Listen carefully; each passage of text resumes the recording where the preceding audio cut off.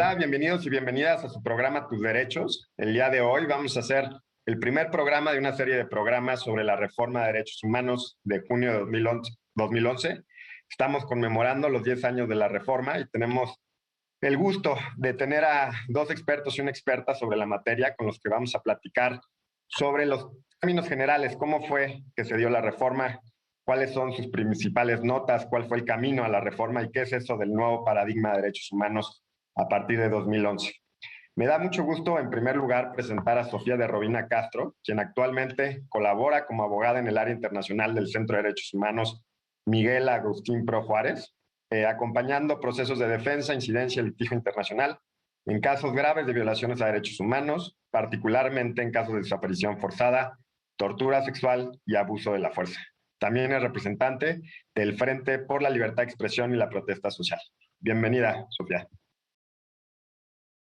En segundo lugar, presento a José Luis Caballero Ochoa, quien es director del Departamento de Derecho en la Universidad Iberoamericana, Ciudad de México, e integrante de la Junta Directiva del Instituto Federal de la Defensoría Pública y consejero de diversas comisiones públicas, ciudadanas y académicas. Bienvenido, José Luis.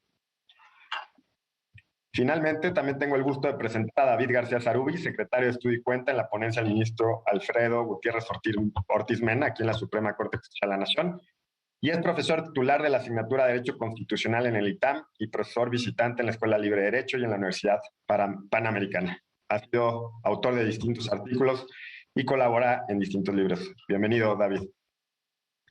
Pues me da mucho gusto que estén aquí y José Luis, si podemos empezar contigo, ¿nos puedes dar una breve introducción? ¿En qué consistió la reforma de derechos humanos de 2011 y cuál es el impacto, digamos, en términos generales, así para abrir boca, de lo que implicó para nuestro sistema jurídico y constitucional? Sí, pues muchas gracias por la invitación y un gusto estar aquí.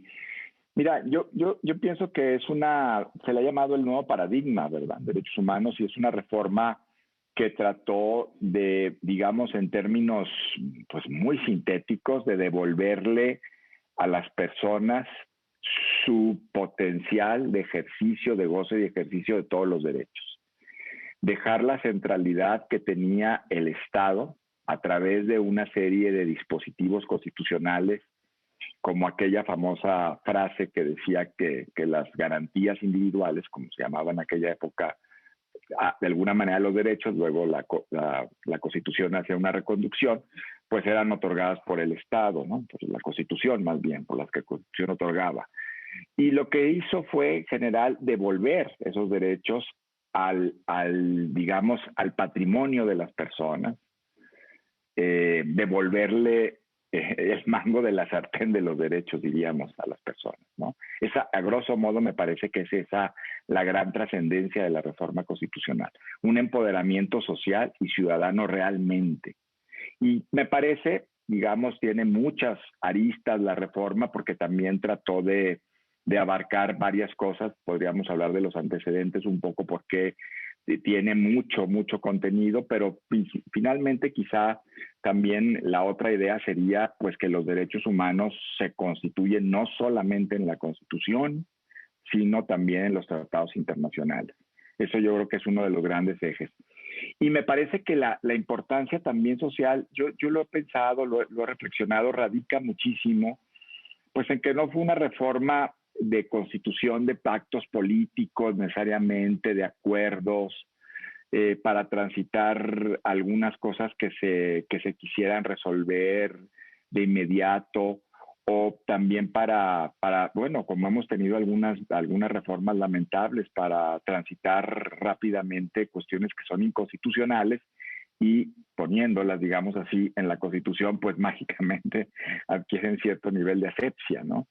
Entonces fue una reforma que concitó a la academia, que concitó a las organizaciones de la sociedad civil, que concitó a los organismos internacionales, por ejemplo, la Oficina del Alto Comisionado para los Derechos Humanos en México. Es decir, es una reforma que concitó a muchos actores sociales que tenían un gran interés desde hace años en poder transitar esta reforma ante los órganos que constituyen el órgano reformador de la Constitución y llevarlo al Congreso. O sea, no es una reforma técnicamente, claro, sale de ahí la iniciativa, pero en la realidad es una reforma que le lleva la sociedad y la ciudadanía al Congreso. Entonces, digamos, ese acto simbólico, esos dos, ¿no? Devolverle a la sociedad el patrimonio en serio de los derechos, y que fue una reforma empujada desde la sociedad, es lo que constituye, yo creo, la gran riqueza de algo que se le dice diciendo hasta el día de hoy la reforma, ¿no? Algunos dicen, bueno, es que se le dice la reforma porque no acabamos de acostumbrarnos a la normalidad, de la regularidad de los contenidos constitucionales. No, se le dice la reforma, pienso yo, porque realmente hay un cambio enorme de la aproximación entre las personas y los órganos del Estado, los órganos de poder público, quizá como no la tuvimos en muy pocas ocasiones en estos, digamos, 104 años de vigencia de la Constitución, ¿no? Eso diría yo. Gracias, José Luis. Sofía, ya mencionaba, José Luis, el tema del derecho internacional, el papel de los tratados internacionales.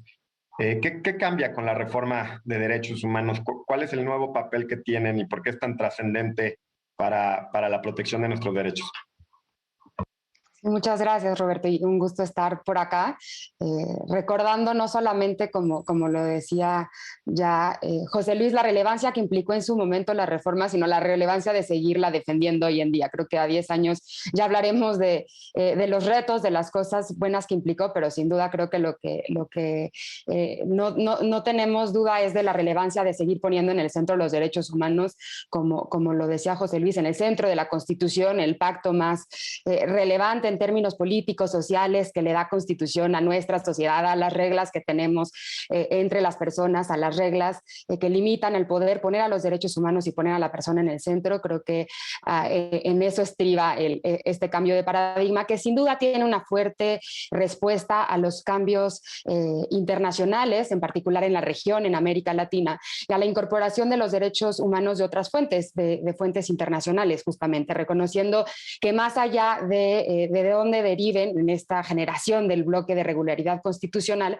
lo importante va a ser que las personas encuentren la mayor protección a sus derechos, y sea que estos se encuentren en fuentes internacionales, que se encuentren en tratados que el Estado mexicano ha firmado, que se encuentren en las interpretaciones que ha realizado la propia Corte Interamericana de Derechos Humanos como máximo intérprete de la Convención, y que de esta manera se integren para generar todo un esquema de protección a las personas. Y creo que justamente la reforma materializa una serie de pasos que iban encaminados a ampliar la Constitución al derecho internacional para de esta manera y a través en particular de los derechos humanos garantizar que las personas encuentren la mayor protección posible. Y creo que no solamente es reconocer la multiplicidad de fuentes que existen, sino también la obligación que esto generó para todas las autoridades. Para el Poder Judicial, sin duda es particular, pero que se integre la obligación a todas las autoridades a respetar, a proteger, a garantizar y a promover los derechos humanos de todas estas fuentes, creo que genera este conglomerado de posibilidades que tendrían que significar, como ya lo decía José Luis, el empoderamiento de las personas como el principal actor que tendría que estar siempre en el centro del actuar de las autoridades y en la exigencia por parte de ellas y ellos mismos.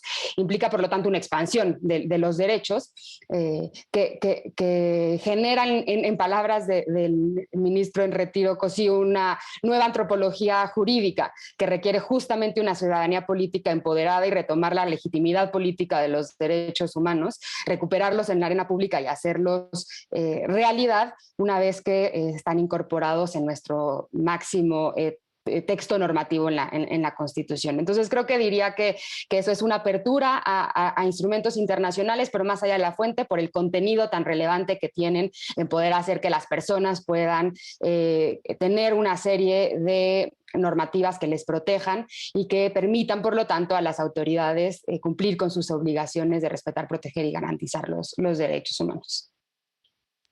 Gracias, Sofía. David ya mencionaba, Sofía, también el tema de cómo los operadores y operadoras jurídicas pues, han tenido que cambiar su forma de concebir el derecho y sobre todo el derecho constitucional, pero bueno, esto ha llegado a todas las ramas del derecho. Tú como secretario de Estudio y Cuenta en la Suprema Corte, pues has vivido, yo creo, estos 10 años, pues desde el principio, además como proyectista de muy destacadas sentencias, ¿cuál es, desde tu punto de vista, la trascendencia que ha tenido como para el dictado de sentencias, desde el más alto nivel y bueno, así hacia abajo, ¿no? ¿Cómo lo ves? Muchas gracias, Roberto, por la invitación nuevamente. Y sí, efectivamente, yo creo que esta sería la cara de la reforma que terminaría culminando lo que venía diciendo José Luis y Sofía, las condiciones de justiciabilidad de la Constitución que se modificaron a partir de esta reforma. No solo es que la reforma haya cambiado una arquitectura constitucional donde pone en el centro a los derechos humanos, no solo es que también abra ese parámetro al derecho internacional, sino que también le da instrucciones al Poder Judicial de la Federación para cambiar el disco duro con el que venía funcionando previamente. Una de los reclamos históricos, creo yo, que se tenía en contra del amparo y de la forma de trabajar del Poder Judicial de la Federación es que trabajaba con categorías muy formales, muy legalistas, y por más que hubiera reformas constitucionales en los últimos años en la dirección de rematerializar el parámetro de control constitucional, parecía que el Poder Judicial todavía no daba ese último paso, y parece que la reforma del 2011 es el empujón que necesitaba el Poder Judicial, y ahí cambian las condiciones de justiciabilidad. Creo que a partir de junio de 2011 lo que hemos tenido es un reacomodo total de categorías jurisprudenciales. Tan pronto se publicó la reforma constitucional, recordemos, y se aprueba y se discute en el Pleno de la Corte el asunto varios 912/2010, un asunto muy relevante donde la Corte dice, cambio mi interpretación histórica, históricamente había dicho que no había control difuso de constitucionalidad, y a partir de ahorita va a haber un control difuso de constitucionalidad. Algunos años posteriores se aprueban dos asuntos muy relevantes, la contradicción de tesis 293/2011 y la contradicción de tesis 21/2011, donde la Corte dice, vamos a cambiar el parámetro de control constitucional, que ¿qué es esto? Es cuáles son las normas jurídicas que, como dice José Luis, los ciudadanos pueden apropiarse de ellas para cuestionar a sus autoridades. A partir de estas dos sentencias, la Corte dice no solo se puede invocar a la Constitución, sino también a los derechos humanos de fuente convencional, y esto parece que es un cambio muy importante, pero no solo ahí, Roberto, también en otras figuras procesales del juicio de amparo donde ha habido un cambio muy relevante. Por ejemplo, interés legítimo. Históricamente el juicio de amparo era un juicio un poco complicado para su acceso, ya que había que acreditar, tener un interés jurídico, es decir, acreditar un derecho subjetivo del cual la persona era titular, y esto implicaba que muchos conflictos sociales quedaran fuera del conocimiento de los jueces. Yo creo que en este sentido, uno de los avances de la reforma, que fue abrir las puertas de la justicia constitucional mediante la figura del interés legítimo, fue permitir que muchos conflictos sociales pudieran ser justiciables. Esto quiere decir que pasaran a la mesa de los jueces para que los jueces los pudieran analizar ni más ni menos que a la luz de esos derechos humanos. Y a partir de ahí creo que lo que podríamos tener como un primer diagnóstico de la reforma es que tenemos una gran doctrina constitucional de la Corte en muchos temas de derechos humanos que han implicado cambios estructurales en la forma en cómo se venía manejando el derecho. Bien decías tú en la pregunta, Roberto, y con esto termino, no solo es que esto haya impactado en el primer nivel de justicia constitucional, sino que a través del control difuso, de la eficacia horizontal de los derechos humanos, de la interpretación conforme, muchas figuras de derecho civil, de derecho laboral, de derecho penal, etcétera, han sido transformados en la justicia ordinaria, y creo que justamente el reto que estamos teniendo hoy, a una década ya de la reforma constitucional, es que esos cambios ya en la base del sistema jurídico se consoliden de una manera importante. Así es, los retos que tenemos por delante. José Luis, para introducir el tema también en este primer bloque, cuéntanos, digo, las reformas, se reformaron varios artículos, ya además mencionaba David, también hubo una reforma unos días antes del juicio de amparo, pero hoy estamos platicando sobre la reforma de derechos humanos, digo, aunque no los podemos disociar, porque es fundamental verlos de manera conjunta, pero se habla mucho de la reforma al artículo primero, yo creo que de los artículos que se reformaron, tal vez fue de los más importantes. En términos generales, ¿en qué consistió la reforma al artículo primero para quienes no están vinculados con ese tema? Sí, es muy interesante. Mira, el artículo primero realmente había sido un depositorio de los principios sobre los derechos humanos. Es decir, y se reafirmó eso, uno llega a la Constitución, abre la puerta de la Constitución, le dicen, aquí va a venir un catálogo de derechos, pero usted va a poder entender que los derechos humanos, esta carta de navegación o este instructivo, ¿no? Se va perfilando de esta forma. Es un artículo sobre los principios, sobre cómo se ejercen los derechos humanos. Y me parece que la reforma reafirmó claramente eso, y es muy interesante. Por eso el artículo primero, pues sí decimos, ya es una cosa que todas y todos pensamos, ese es el fundamento de la reforma y es, digamos, lo más importante. Y quizá las tres cuestiones que a mí, bueno, 4, 5 más, pero algunas de las cuestiones que me parecen más importantes, porque había muchísimo, pues es el reconocimiento, ¿no? De atribuciones personales de los derechos, no derechos otorgados por la Constitución. Luego, esto, que ya han dicho Sofía y David de manera muy elocuente, pues es que la Constitución no es la Constitución en materia de los derechos humanos. La Constitución está ampliada por los tratados internacionales, ¿no? Hay una cuestión que me parece muy simbólica en el amparo de la omisión legislativa, porque no se había reglamentado lo de publicidad oficial, ¿no? Del artículo 134, y que se resolvió por la primera sala. Y a mí me gusta mucho, hay muchas sentencias de la Corte ya sí, pero yo focalizo esa porque antes se pedía disculpas prácticamente por invocar el derecho internacional, ¿no? Y veíamos sentencias en donde se decía, pues es que los tratados, el 133. Y la sentencia esa abre exactamente con gran claridad el tema de constitucionalidad y dice el derecho a libertad de expresión en el orden jurídico mexicano está integrado por tales dispositivos. Constitución y tratados. Eso es una cosa muy importante. La otra que me parece también importantísima es, como lo dijo la contradicción de tesis 293, que no es una cuestión de dar jerarquía a los tratados internacionales, que es un tema absolutamente conflictivo en la práctica mexicana, en la práctica jurídica mexicana, sino ha sido extraer a las normas, como lo decía Sofía hace rato. Las normas de derechos humanos son las que marcan el conjunto de cada derecho entre Constitución y tratados. El otro tema que me parece de gran importancia en el artículo primero fue pues, establecer que la interpretación de los derechos es la que marca el contenido, lo que se llama el principio de interpretación conforme, marca el contenido y marca la ruta para resolver conflictos entre derechos. Es de talante interpretativo, ¿no? No hay que hacer leyes para establecer por dónde van los derechos, sino es la dimensión de interpretación y teniendo una mirada siempre a lo que sea más favorable para las personas. Y luego, bueno, pues el tercer párrafo, que es el primero, segundo, la interpretación, y el tercero, una serie de obligaciones del Estado y una serie de principios que nutren a los derechos humanos y las obligaciones de protección, de reparación, etcétera, de los derechos por parte del poder público de los Estados. El Estado se percibe a sí mismo como una entidad que tiene que tener una conducta de obligación que responder hacia las personas en el goce y ejercicio de los derechos. Yo creo que ahí el artículo primero fue un cambio brutal de realmente del modelo y fíjate que yo diría además lo que me parece que he tratado de expresar en muchas ocasiones, una forma distinta de entender esto ha sido la forma mexicana.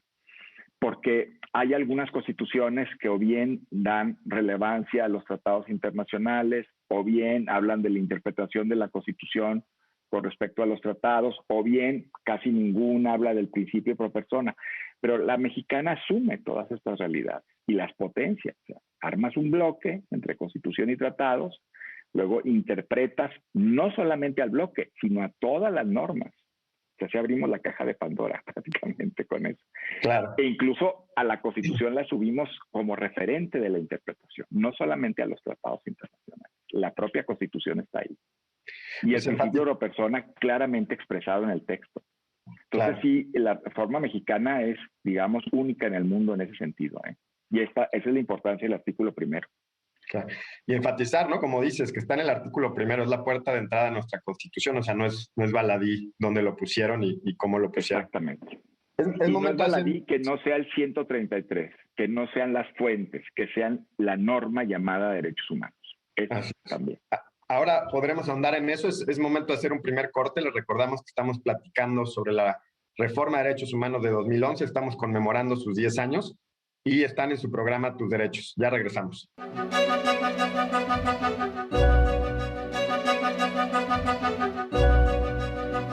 Ya estamos de regreso en su programa Tus Derechos. Estamos platicando sobre la reforma constitucional en materia de derechos humanos de 2011. Estamos conmemorando este año 2021, 10 años de su publicación y de sus logros y retos pendientes todavía. Sofía, uno de los temas que ya se mencionó en el primer bloque, tanto por David como por José Luis, es la idea del bloque de constitucionalidad. Tú también lo mencionaste, el control de convencionalidad. ¿En qué consiste esto en términos así lo más sencillos posibles? Sí, creo que ese es uno de los temas más relevantes en la aplicación de la reforma, ya no solamente en la relevancia simbólica y política que tiene mencionar en la Constitución a los derechos humanos, sino cómo estos se van a hacer realidad en el uso que se haga por parte de las autoridades y en su aplicación tanto por el Poder Judicial como por otras autoridades. Y en eso creo que el bloque de constitucionalidad, como ya lo decía claramente José Luis, implica la posibilidad de cuáles son las normas que van a poder aplicar las autoridades y cómo reconocer que las normas en materia de derechos humanos forman parte del baraje de instrumentos que se pueden aplicar, incluso si estas no se encuentran explícitamente en el texto de la Constitución, pero se entienden incorporadas al sistema de acuerdo al artículo primero constitucional. Es decir, normas que están reconocidas en el ámbito internacional, en las convenciones, en los tratados, incluso la interpretación que se haya hecho de estas a través de las sentencias que ha resuelto la Corte Interamericana, que los casos mexicanos han sido muy relevantes en temas de derechos humanos que siguen siendo temas que persisten, como por ejemplo el uso de la tortura, la desaparición forzada, entre otras.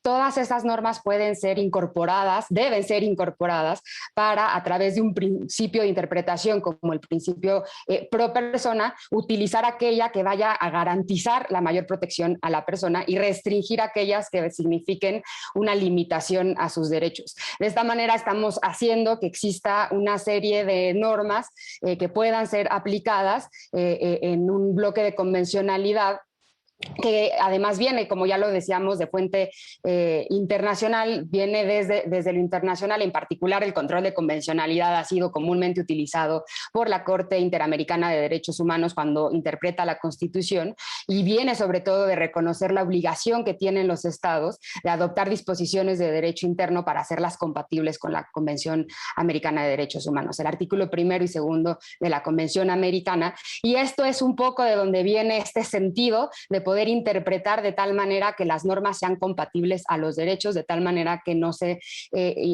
materialicen como una violación a los derechos de las personas. Ya lo decía también David, después de la reforma vino la interpretación judicial de estas reformas y la aclaración de qué significaban estos elementos, como el control de convencionalidad ex oficio, podrían aplicarlo todos las y los juzgadores, pero también hubieron algunas decisiones quizá en sentido contrario al establecer, por ejemplo, que si bien se incorporan al parámetro o al parámetro de control de regularidad constitucional, es decir, a todo este parámetro de leyes, de normas que pueden ser aplicables, estableció la contradicción de tesis 293-2011 que prevalecerían, por ejemplo, las restricciones constitucionales en caso de existir, lo cual podría ser contrario a este espíritu de prevalecer el sentido sido más protectora a la persona independientemente de la fuente, estableciendo esta jerarquía.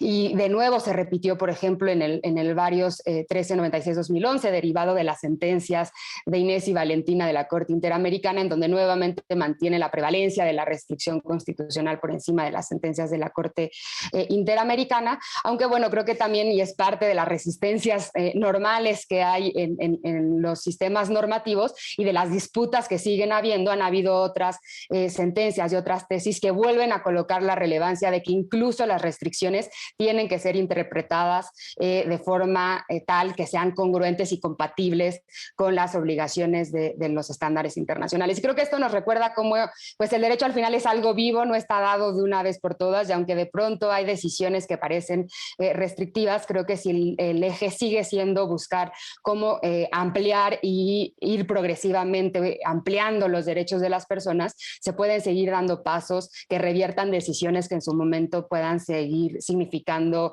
límites en los derechos de las personas. Y decir simplemente que cuando hablamos de la contradicción de tesis 293 que prevalecen las restricciones constitucionales como un elemento preocupante, lo hacemos, por ejemplo, cuando pensamos en figuras que efectivamente están en la Constitución y que significan limitaciones a los derechos de las personas, como el arraigo, introducido por el presidente Felipe Calderón en la reforma constitucional, y como la prisión preventiva oficiosa, que lamentablemente nos encontramos actualmente en un escenario en donde parece ampliarse el catálogo, en donde las personas pueden permanecer en prisión mientras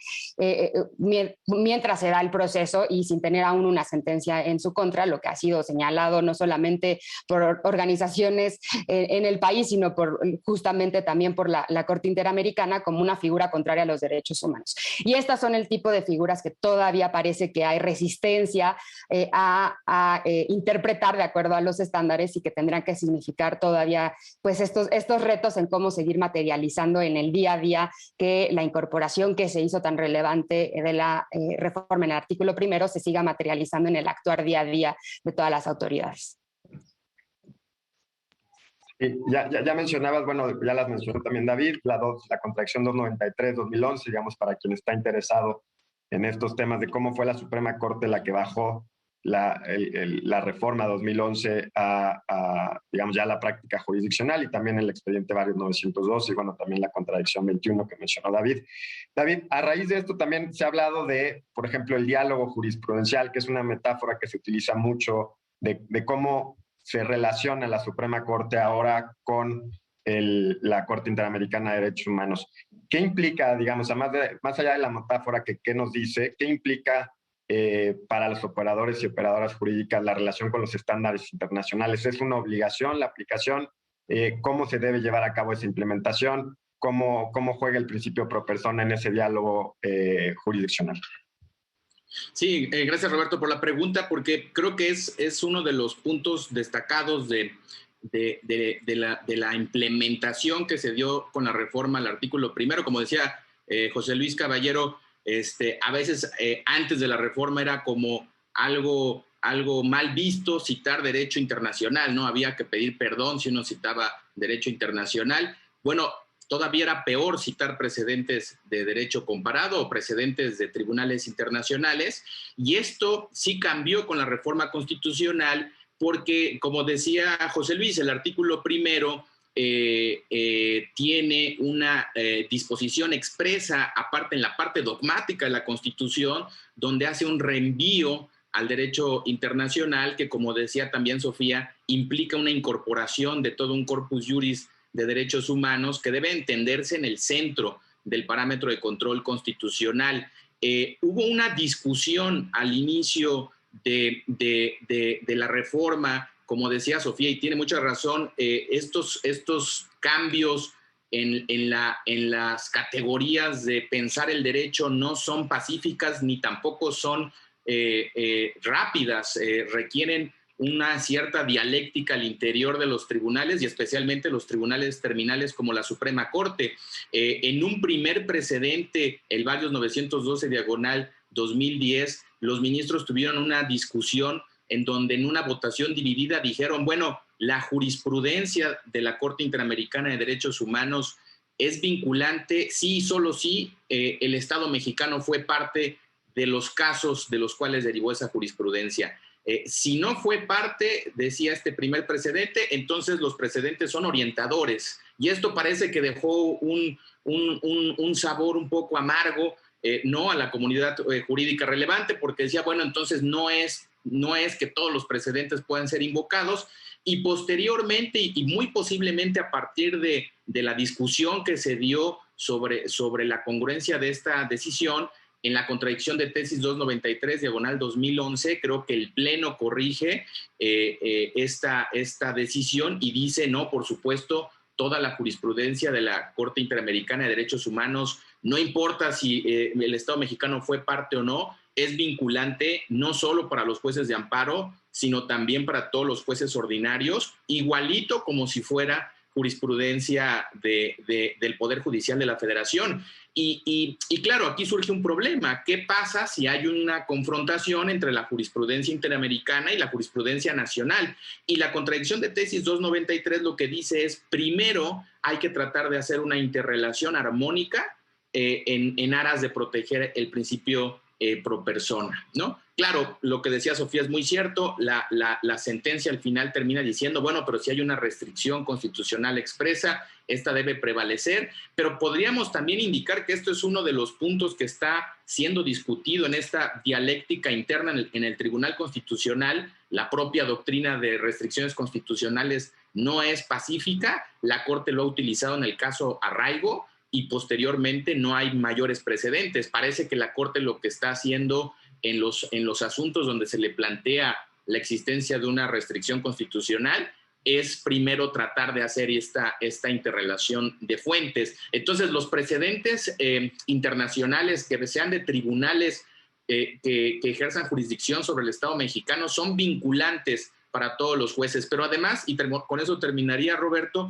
no solo es que los ciudadanos hoy puedan invocar estos precedentes internacionales como derecho interno, sino también el estilo de argumentación jurídica del Poder Judicial de la Federación ha cambiado con el liderazgo de la Corte, porque también se empezó a incorporar en las sentencias derecho comparado, sentencias que no son vinculantes, sentencias de jurisdicciones que son modelos de argumentación de derechos humanos, Estados Unidos, Alemania, España, Colombia, no son precedentes vinculantes, sin embargo, son repositorios de herramientas argumentativas de las cuales la Corte se ha beneficiado, y ahí sí es donde, como tú decías, hay un diálogo entre tribunales, porque la Corte trae a colación muchas veces esas sentencias, dialoga con ellas, dice qué partes sí son compatibles con nuestro orden jurídico y cuáles no, y muchas veces, hay que decirlo, la Corte ha mejorado incluso, digamos, esos criterios, haciéndolo todavía más protectores. Estoy pensando, por ejemplo, en la doctrina de impacto desproporcionado, esta doctrina de Estados Unidos que establece que cuando haya una norma que sea neutra en su contenido, pero tenga un impacto desproporcionado en una minoría vulnerable, esta tiene que analizarse con escrutinio estricto. La Corte dialoga con esa jurisprudencia. La jurisdicción de Estados Unidos pide que para que haya escrutinio estricto se requiere acreditar que haya una intención expresa del legislador para discriminar, y la Suprema Corte de México ha dicho no vamos a pedir ese requisito, basta con comprobar un impacto desproporcionado, y por tanto parece que esta doctrina importada, dialogada, tiene un mayor alcance tutelar en México. Así es, y bueno, yo creo que pone sobre la mesa un tema muy importante, el cambio, digamos, cultural que conlleva también la reforma, ¿no? Porque pues nuestra cultura formalista y en buena medida autoritaria previo a la reforma era pues todo, digamos, a la luz de lo que decía la doctrina solamente mexicana, y no queríamos voltear a ver la riqueza intelectual y doctrinal que existe para aplicar este tipo de reformas de derechos humanos en el mundo. José Luis, también tú has escrito, has pensado mucho como profesor de Derecho Constitucional, Derechos Humanos, sobre el control difuso de constitucionalidad. Ya se mencionó, pero ¿qué implica? ¿Qué es lo que pueden hacer ahora los jueces, o hacen ya desde hace algunos años en México? ¿Qué potestad fue lo que adquirieron gracias al control difuso de convencionalidad. Sí, lo que sucedió, bueno, es que teníamos ya digamos, una trayectoria muy importante desde los pronunciamientos de la Corte Interamericana, diciendo que todos los jueces y después todas las autoridades nacionales tenían que interpretar cualquier norma que aplicaran en relación con la Convención Americana sobre Derechos Humanos, ya mencionada aquí, y los precedentes de la Corte Interamericana, es decir, el bloque, digamos, interpretado o el parámetro de convencionalidad. La Corte Interamericana había dicho también que los países que no tuvieran la posibilidad de llevarlo al control de constitucionalidad podrían seguir operando con el control de convencionalidad y que no habría problema del modelo que tuvieran, lo que se llama el control concentrado o difuso de constitucionalidad, ¿no? Pero esto es una cosa muy importante y muy relevante, lo decía David de alguna manera. La Corte mexicana entendió que la reforma en derechos humanos lo que implicaba era vincular exactamente en bloque interpretado todos los derechos. Y entonces que toda la judicatura federal y local, desde luego, también la local, que era lo que faltaba, pudiera tocar, digamos, y contrastar cualquier norma que aplicara de acuerdo con ese bloque interpretado convencional constitucional.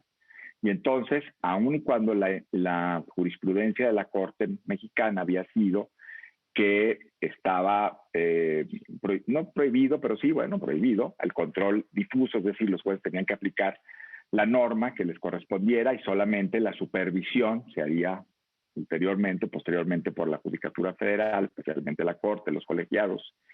Ahora los jueces se convierten en jueces que pueden contrastar cualquier norma con la Constitución, con esta Constitución ampliada.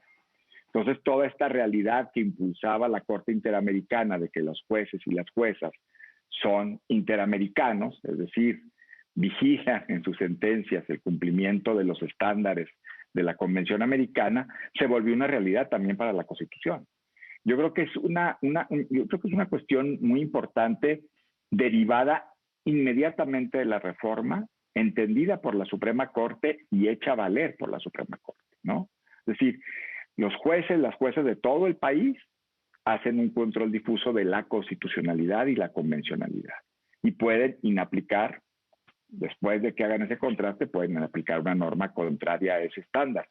Claro, el chiste no es inaplicar, el chiste es dotar de contenido a los derechos y el chiste es también resolver la conflictividad con rutas interpretativas cada vez más solventes.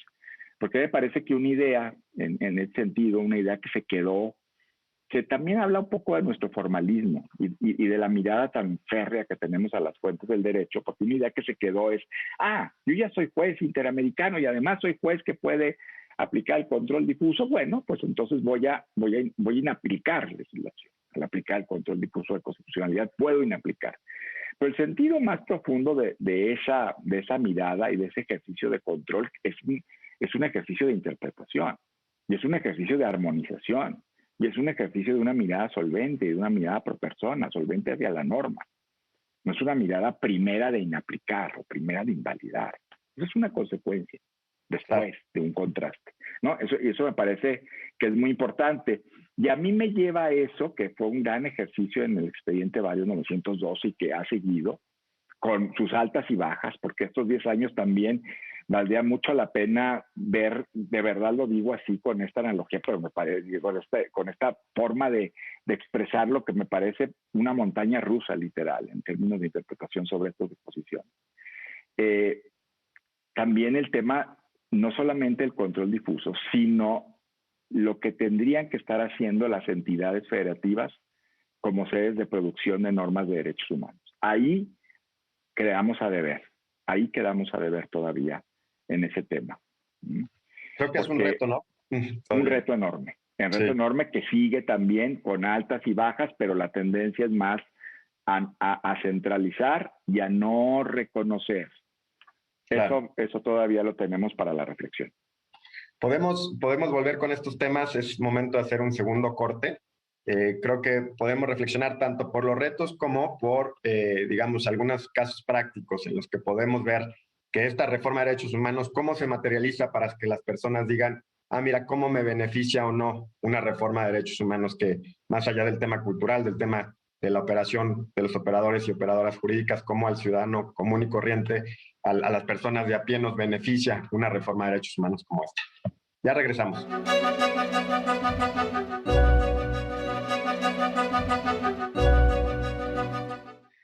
Ya estamos de regreso en su programa Tus Derechos. Estamos platicando sobre la reforma de derechos humanos de 2011. Estamos conmemorando los 10 años ahora en 2021. Una reforma importantísima que cambió la cultura, o está cambiando la cultura jurídica mexicana, y está cambiando además la aplicación del derecho en todo el país. Sofía, es muy importante que también veamos en la práctica cómo es que una reforma de derechos humanos, porque digamos, lo primero que tiene que hacer es darle mayor protección, o ese es el objetivo, a los intereses fundamentales de las personas que somos titulares. Una reforma de este tipo, desde tu práctica profesional, ¿qué crees que puede ser o ha beneficiado a las personas una reforma de este tipo? Gracias. Yo creo que esa es una de las principales preguntas. Cuando se dio la reforma y cuando la celebramos y cuando reconocíamos, como ya se decía en el primer bloque, cómo se dio este cambio de paradigma, y además lo que implicó la participación de amplios sectores, no solamente dentro del propio Congreso y políticos, sino desde la academia, con el importante papel que tuvo, por ejemplo, el propio José Luis en ese proceso de impulsar la reforma, y cómo también las propias organizaciones de derechos humanos reconocíamos que necesitaban haber cambios a nivel constitucional para hacer realidad para las personas que acompañamos el que los derechos se vuelvan una realidad para ellas. Voltear a ver a estas personas creo que es la manera de ver que tanto se ha convertido en una realidad, de ese deseo de que los derechos humanos se incorporaran no solamente en la norma, sino en la práctica diaria y en la vida de las personas que transitan por el país, porque hay que decir que también, además, poco lo hemos mencionado, pero la reforma también implicó cambios relevantes en materia de migración para que las personas que transitan por el país también puedan gozar de los derechos que se integran, de los que ya hablamos. Y decir que además es importante, yo creo que reconocer que la reforma en materia de derechos humanos se dio también en conjunto con otras reformas, ya se decía la reforma de amparo, de tal manera que no solamente hubo un cambio de reconocimiento sustantivo, sino también procesal, para una forma de acceder como un juicio de garantías a los derechos, incluso también la reforma en materia penal de unos años antes, de 2008, que era una cuenta pendiente para garantizar en uno de los aspectos en donde hemos visto mayor violación a derechos humanos, que es el sistema de justicia. Y creo que este conjunto de reformas generaron una posibilidad de revertir muchas de las violaciones a derechos humanos, que si bien todavía persisten, y ahora mencionaré algo sobre eso, sin duda sí generó un cambio que lo hemos visto en el Centro PRO día a día cuando defendemos a personas en este sistema. La posibilidad de incorporar nuevas interpretaciones y que las y los jueces puedan resolver con mayores elementos y con mayores herramientas, sí se ha traducido en que exista la posibilidad, que si no es una realidad por completo, aplicación ya de forma automática, sí existe un mayor uso y posibilidad de herramientas que se materializan en los casos concretos. Quisiera decir en particular para ello tres ejemplos. Uno es que de un informe que realizamos con el Programa de Derechos Humanos de la Universidad Iberoamericana y con el Instituto de Derechos Humanos de Derechos Humanos y Democracia y el Centro PRO, analizamos 100 sentencias, no es una muestra total, pero al menos nos permitió ver algunos de los patrones, y encontramos que efectivamente en aquellas sentencias en donde se citaba el artículo primero constitucional y se citaban tratados internacionales, había menos posibilidad de que se resolviera de forma contraria a los derechos humanos. Si bien también encontramos que hay un uso retórico y que muchas veces se cita el artículo primero constitucional ya como una obligación que se tiene que hacer, pero luego eso no se traducía en efectivamente una incorporación de los mejores estándares, sí es verdad que en aquellos casos en donde se hacía, se limitaba la posibilidad de resolver de forma contraria. Y en particular lo analizamos, por ejemplo, respecto a elementos como la presunción de inocencia, la exclusión de pruebas ilícitas, pruebas obtenidas bajo tortura, por ejemplo, que es uno de los retos más grandes en el sistema de justicia, en cómo se fabrican pruebas en contra de personas detenidas, y también el principio de igualdad, en cómo reconocer también que más allá de una aparente neutralidad es importante reconocer que existen desigualdades estructurales a mujeres, a personas indígenas, a personas de otras nacionalidades que deben ser incorporadas en el análisis. Eso por un lado, y decir como casos concretos, sin duda casos que el Centro PRO ha acompañado no podrían haber llegado a resoluciones relevantes que hoy tenemos sin que hubiera existido la reforma en materia de derechos humanos. Ello no garantiza de por sí que se resuelvan, pero sí, como ya decía, dan mejores herramientas. Y mencionaría solamente 3. En el caso Ayotzinapa, la sentencia que resolvió el Tribunal Colegiado en Tamaulipas, mediante la cual creó la comisión, estableció la creación de una comisión para la verdad y la justicia, estableció elementos relevantísimos sobre, por ejemplo, el uso de la tortura y su impacto, no solamente en las personas procesadas, es decir, la relevancia de excluir las pruebas y de no ser juzgado con base en ellas, sino el impacto que puede tener también en el derecho a la verdad, con la incorporación de toda una serie de estándares al respecto a las víctimas, es decir, cómo las víctimas también exigen que no se torture porque es una forma de garantizar que los procesos se lleven de manera adecuada y de acceder al derecho a la verdad. Y el derecho a la verdad en casos de desaparición forzada está íntimamente relacionado con el paradero de las personas desaparecidas, y todo esto no hubiera sido posible sin la posibilidad de incorporar todo el bagaje que se ha hecho al respecto en los tratados internacionales y en la Corte Interamericana y en otros instrumentos. Otro caso, el caso Tlatlaya, la ejecución arbitraria de entre 15 y 20 personas por el ejército mexicano. Existe actualmente una sentencia de amparo que reconoció que no existe una investigación con debida diligencia y que ha permitido que la investigación, que continúa abierta, se siga desarrollando con estándares que el juez de amparo sigue revisando de su resolución. Y esta resolución sobre debida diligencia sin duda tampoco hubiera sido posible sin la posibilidad de atraer toda la serie de estándares al respecto y sin poder ver al juicio de amparo como un juicio de garantías útil para ello. Y también en los casos de tortura que hemos acompañado, en particular de tortura sexual a mujeres, la posibilidad de obtener sentencias en donde se reconozca no solamente la presunción de inocencia, la exclusión de pruebas, las reglas de valoración, la exhibición mediática como una grave violación incluso frente a la presunción de inocencia como regla de trato extraprocesal, tampoco hubiera sido quizá tan factible sin toda la posibilidad de incorporar lo que la reforma nos permitió. Sin duda, y eso lo dejaré ya para la conclusión final, eso sigue reflejando cómo lamentablemente al mismo tiempo que estamos reconociendo 10 años y sentencias relevantes o decisiones relevantes, el día a día muestra que persisten los retos en la comisión de graves violaciones, y creo que ahí todavía ha hecho falta cómo se materializa más la reforma, no solamente en el ámbito jurisdiccional, sino incluso en el ámbito administrativo de la política pública, etcétera. Pero eso lo dejaré para el final, para quedarnos en que sí ha implicado la posibilidad de mejores resoluciones que se han traducido en esquemas y posibilidades de garantía de derechos para las personas. Claro, excelentes ejemplos, Sofía, gracias. David, ¿tú cómo lo ves desde tu trinchera, digamos? Sí, yo creo que habría digamos, dos frentes que se han abierto desde la justicia constitucional una vez que se da todo lo que José Luis y Sofía han venido hablando, que son los siguientes.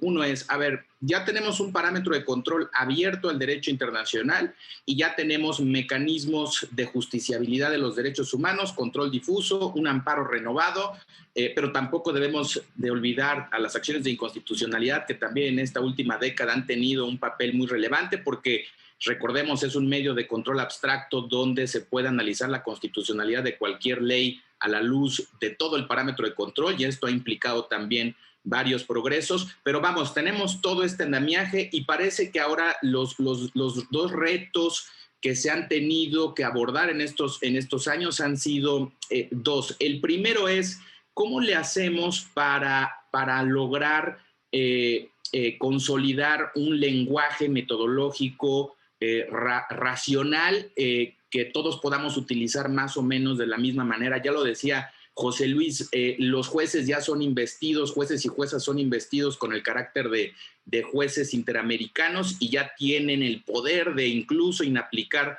leyes, pero ¿con qué metodologías lo van a hacer? Y creo que aquí es donde ha estado presente un primer reto y una primera objeción, hay que decirlo también, desde distintas esferas a este poder nuevo de la judicatura, con base en qué herramientas metodológicas. Ya lo hemos dicho en este programa, venimos de una cultura muy formalista que de alguna manera tenía tintes autoritarios y tintes autoritarios, digamos, juridificados, porque los jueces y juezas estaban muy acomodados en argumentar el derecho a partir de técnicas muy rudimentarias, reglas, subsunción, jurisprudencia clara. No estaban acostumbrados a invocar primeros principios, test de ponderación, en fin, no había necesidad de invocar todas estas herramientas, y con la reforma es lo primero que se necesita. Y parece que buena parte de los jueces, de las juezas, han tenido todavía la falta de una guía para poder implementar estas herramientas, y aquí creo que es donde está un primer reto. Este primer reto se ha abordado, creo yo, en la jurisprudencia de la Suprema Corte mediante la construcción de los estándares de escrutinio, como también se les conoce en derecho comparado. La Corte creo que ha dedicado, sobre todo en los últimos años, bastante tiempo a discutir cómo se resuelven los conflictos intraconstitucionales entre principios, cómo se ponderan ciertos contenidos que son abiertos, cómo se invocan primeros principios de la Constitución para resolver problemas, y parece que la Corte empieza ahí a uniformar una cierta metodología. Yo destacaría, por ejemplo, los dos niveles de escrutinio que se han consolidado en los últimos años. La Corte parece que ya tiene un consenso más o menos firme, donde dice, mira, cuando me vengan a impugnar legislación económica o legislación administrativa, legislación que no toca en el centro de los derechos humanos y tampoco tiene un impacto sobre minorías vulnerables, voy a aplicar un escrutinio de mera razonabilidad, donde lo único que se requiere es comprobar que la medida no es arbitraria, no es irracional. Pero si me vienes a impugnar normas que tocan en el centro de un derecho humano o impactan en minorías vulnerables, voy a aplicar un escrutinio estricto. Y la Corte ha dado sus propias, los pasos que involucran estos estándares de escrutinio, y parece que con esto ya logramos un lenguaje, una metodología común. El otro elemento de gran importancia, creo, es el test de proporcionalidad, en el que tú, Roberto, conoces bien y has escrito sobre este tema. El test de proporcionalidad, que es una herramienta metodológica muy relevante para los tribunales constitucionales, creo que no lo tuvimos consolidado en los primeros años de la reforma del 2011, lo tuvimos ya entrado algunos años, y creo que actualmente ya lo tenemos. El otro último reto, y con esto terminaría, es el reto de cómo hacerlo bajar para que esas metodologías también puedan ser utilizados por los jueces y juezas locales. Una cosa es, y nosotros lo sabemos por nuestro sistema, que los jueces y las juezas locales están vinculados por la jurisprudencia del Poder Judicial de la Federación, pero otra cosa es muy distinta, sus metodologías de argumentación, y ahí no hay ninguna directiva constitucional que los vincule.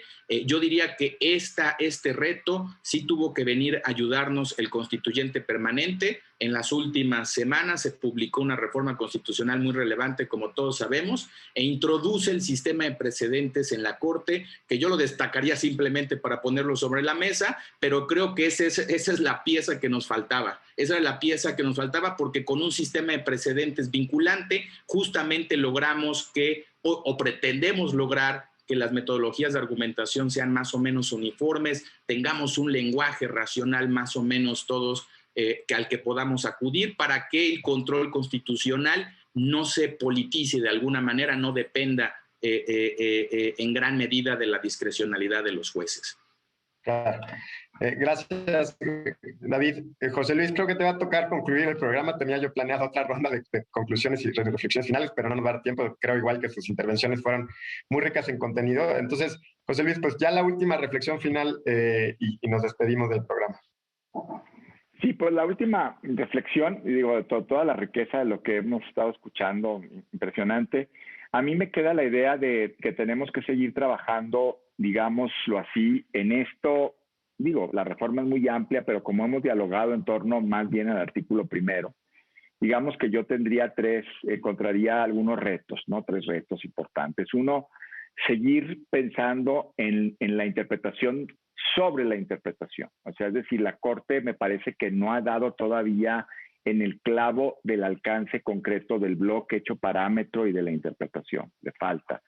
Sofía aludió al expediente Varios 1396, que tiene algunas cosas que son desafortunadas. Por ejemplo, dice que los derechos de la Convención tendrían que encontrar su referente en los derechos de la Constitución, o qué bueno que los encuentran, y no hemos operado concretamente en un bloque. Eso lo vemos con el arraigo, etcétera. Creo que acá hay que seguir trabajando en eso. Segundo, en la interpretación cotidiana me parece que la Corte tendría que avanzar más y retomar el rumbo de lo que dijo los primeros años, porque la Corte está hablando de la interpretación conforme como un principio de conservación de la norma, de manera muy, muy fuerte, muy clavada. Y me parece que la interpretación conforme es el contraste y los resultados van por otro lado. Es un tema que yo pienso que tendríamos que retomar, reconducir y pensar en lo que se dijo los primeros años después de la reforma, porque ahora hay una reconducción jurisprudencial que no me parece la más acertada. En tercer lugar, me parece que lo que acaba de decir David es muy importante. La reforma requería, desde mi punto de vista, para poder potenciarse, transitar a un sistema de precedentes, es decir, en donde el caso, la sentencia, lo que se llama la ejecutoria, fuera la jurisprudencia misma, no las tesis necesariamente. Entonces vamos a ver qué ocurre, porque esto es una cosa que puede ser muy importante y muy clara. Y alrededor del precedente, además, yo pienso que tendríamos que establecer dos estándares, digamos, que los dejaría yo en manos de los tribunales, pero que acompañarían muy bien. La idea de hacer sentencias más cortas. Si vamos a tener precedentes, pues hay que acortar las sentencias, quitarle todo a esta cuestión del tránsito procesal que nos da seguridad jurídica, pero que al mismo tiempo estorba para la lectura de comprensión del precedente. Y esto que se ha llamado formato de lectura fácil, que es tan bueno en casos donde han estado personas involucradas, personas con discapacidad o niños, niñas, como justiciables. Bueno, ese formato de lectura fácil hay que ampliarlo para que la gente pueda leer y entender la sentencia. Yo pienso que eso es un gran reto de acá, porque tendría que significar que la lectura de una sentencia no le quita tecnicismo, no le quita formalidad, no le quita seguridad jurídica. Claro. Porque eso es esa cuestión técnica más formal, más de seguridad jurídica, la hemos asociado al lenguaje, pues más de hablarnos entre abogados y abogadas. Pero es un reto enorme, ¿no? Facilitar el acceso a la sentencia. Hasta ahí me quedaría. Pues, muchas gracias. Encantado de tu participación, José Luis, de David, de Sofía, de haber compartido una hora. La verdad es que se fue volando, me hubiera encantado quedarme una hora más platicando, pero bueno, así es esto. Les agradecemos, seguiremos, les compartimos a quienes nos ven. Van a ser 5 programas sobre la reforma de derechos humanos. Este es el primero, que es transmitido el próximo viernes a las 9 de la mañana. Les recuerdo que me pueden mandar sus comentarios a mi cuenta de Twitter, rniembro1, o a la cuenta de Twitter de Justicia TV. Hasta la próxima.